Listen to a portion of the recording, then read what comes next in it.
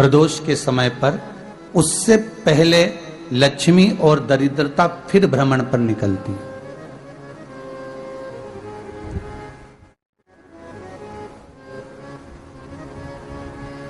शिव भ्रमण कर कर जब वापिस आ जाते हैं, हिंदू धर्म में पीपल के वृक्ष की जो गणना वराह पुराण में करी गई है, 4 बजे से 7 बजे तक शिव के भ्रमण का समय बताया है शाम को।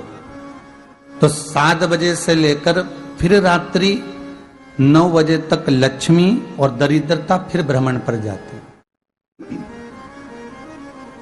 इनका एक समय निश्चित है महाराज। भ्रमण कर कर आ जाना।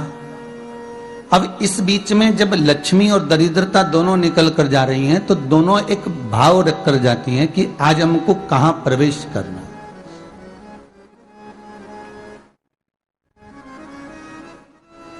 आज हमें किस जगह पर प्रवेश करना है, आज हमें कहां पहुंचना है, आज हमें किस जगह जाना है। और जिस नगर में जिस मार्ग से लक्ष्मी और दरिद्रता निकल कर जाती हैं, ये दोनों का जब निकलना होता है, इनको स्थान दिया गया जहां पर स्वच्छता हो, घर के दरवाजे पर रंगोली डली हुई हो, द्वार पर जल छीटा गया हो।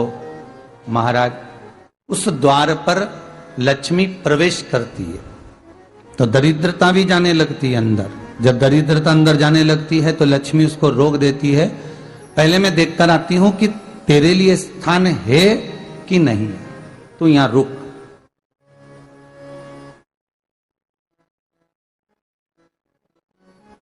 कुछ देर तक दरिद्रता बाहर खड़ी रहती है और लक्ष्मी जी की बड़ी बहन जब दरिद्रता बार बार अंदर जाने का प्रयास करती है तो लक्ष्मी जी कहती हैं, जीजी तू इतनी बड़ी होकर तुझे मालूम है, तू तेरा सम्मान होना चाहिए, आदर होना चाहिए, और तू अंदर चली जाए और कोई तेरा सम्मान ना करे तो कितना बुरा लगेगा, इसलिए तू बाहर खड़ी रहे, मैं अभी आई। अंदर जाती है और जब लक्ष्मी जी भ्रमण कर लेती हैं, अंदर प्रवेश कर कर आती हैं, और प्रवेश कर कर आती हैं तो दरिद्रता पूछती है चले अंदर। तो लक्ष्मी जी कहती हैं, तुझे मालूम नहीं है क्या जीजी कि जिस घर में मैं प्रवेश कर जाती हूं उस घर में फिर दरिद्रता नहीं जा सकती, क्योंकि ये तेरा वचन था,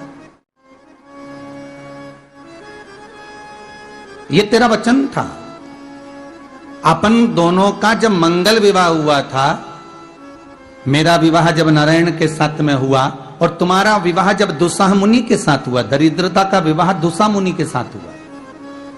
जब अपना दोनों का विवाह हुआ था तो अपन दोनों ने एक वादा करा था कि जिस घर में लक्ष्मी प्रवेश कर जाएगी उस दिन फिर दरिद्रता नहीं जाएगी, और जिस घर में दरिद्रता प्रवेश कर जाएगी उस घर में फिर लक्ष्मी नहीं जाएगी। अब जब मैं अंदर देख कर आ गई हूं तो तू अंदर नहीं जा सकती, अर्थात लक्ष्मी के चरण जिस घर में पड़ गए उस घर में फिर दरिद्रता प्रवेश नहीं कर रही। चलते चलते फिर दरिद्रता ने देखा और लक्ष्मी जी इसको लेकर गई, और लक्ष्मी जी ने देखा कि इसके दरवाजे पर जल नहीं छीटा गया, इसके दरवाजे पर ना रंगोली डली है, इसका द्वार साफ नहीं हुआ है, इसके द्वार पर दीप नहीं है, इसके द्वार पर कलश नहीं है, इसके दरवाजे पर ढेर सारा कचरा पड़ा हुआ है, कोई स्वान कोई कुत्ता गंदगी भी कर कर चला गया है, कहीं बिल्ली ने गंदगी कर रखी है, कहीं जीवों ने कुछ गंदा गिरा रखा है। तो फिर लक्ष्मी जी कहती है, जीजी अब मैं होकर आ गई थी ना, अब तू जा, तू होकर आ।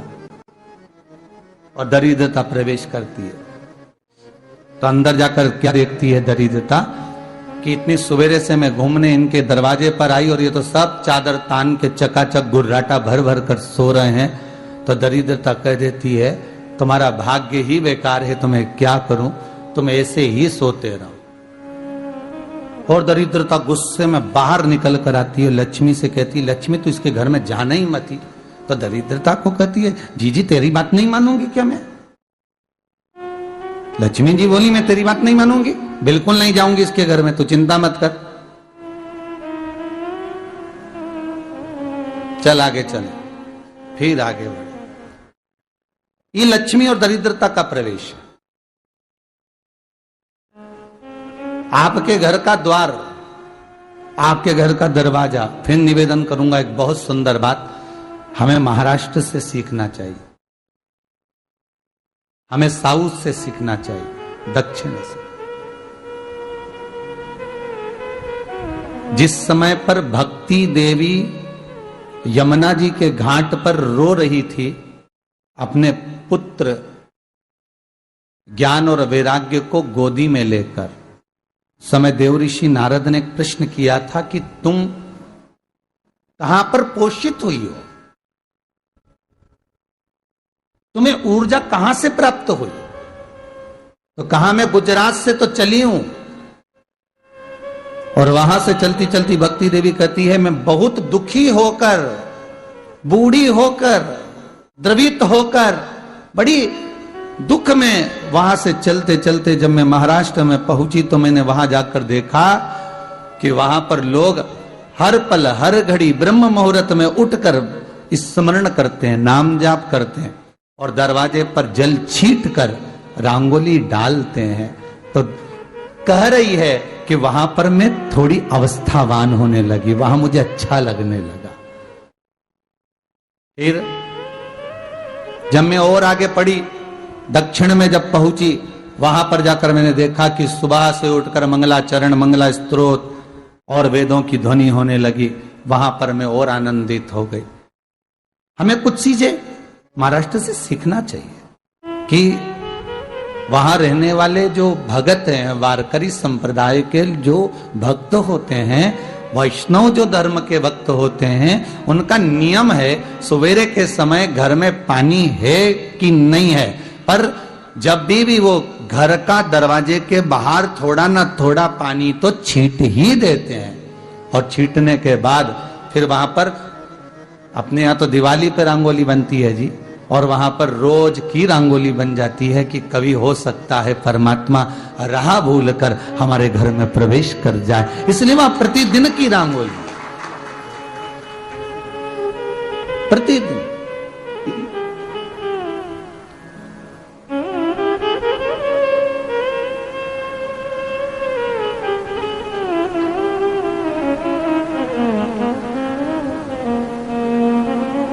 हमें सीखना चाहिए थोड़ा सा।